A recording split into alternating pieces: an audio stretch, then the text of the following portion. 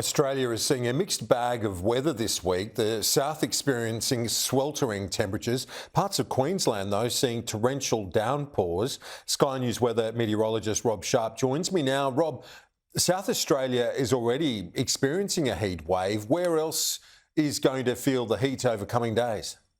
Yeah, so it's really starting to warm up, Kieran, right through the southeast corner of the country. South Australia into Victoria as well. Beautiful sunny weather for today. Lovely conditions, but it is going to heat up a bit more over the next few days. So today, 29 in Melbourne, but it will probably get as high as 35 over the coming days. So you can see on the maps here that belt of dark orange through the middle of the country. That's 35 to 40 degree heat day in and day out. And it's going to slowly build a little bit more into the southeast as this high pressure system off the New South Wales coast remains pretty much stationary, guiding that heat down into the south ahead of a very slow moving cool change. Now, with that, tomorrow we'll face extreme fire weather for the west coast of South Australia and into the Eyre Peninsula, with high fire danger down into central and western Victoria.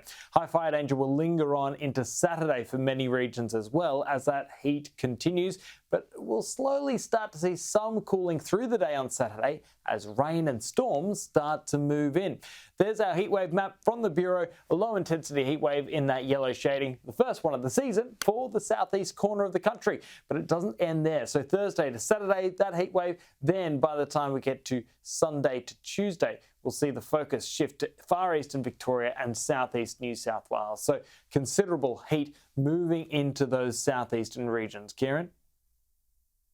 Yes, and I'll be joined by the Minister for Emergency Management in just a moment, Rob. But before I do speak to her, talk us through the flash flooding that you've seen in southwest Queensland.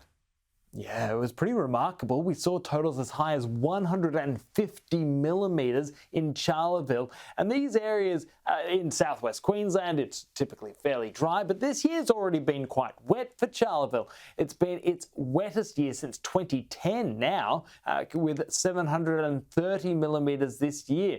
Through today, you will see further showers and storms across Queensland. It will fill in a bit more for the southeast of the state tomorrow before easing back slowly through the weekend. But over the next 7 days, still plenty of rain on the cards. Anywhere in green, likely to see more than 15 millimetres right along the Queensland coast.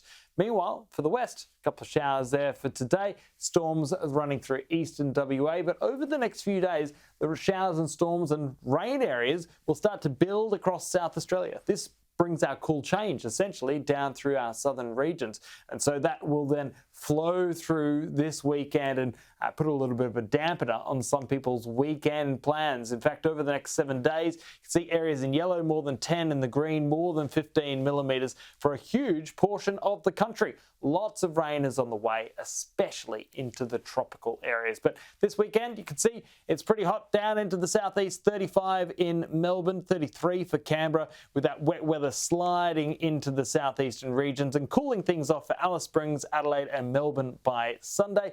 But for western parts of Sydney, that will just be the beginning by Monday, heading for 39 degrees in Penrith.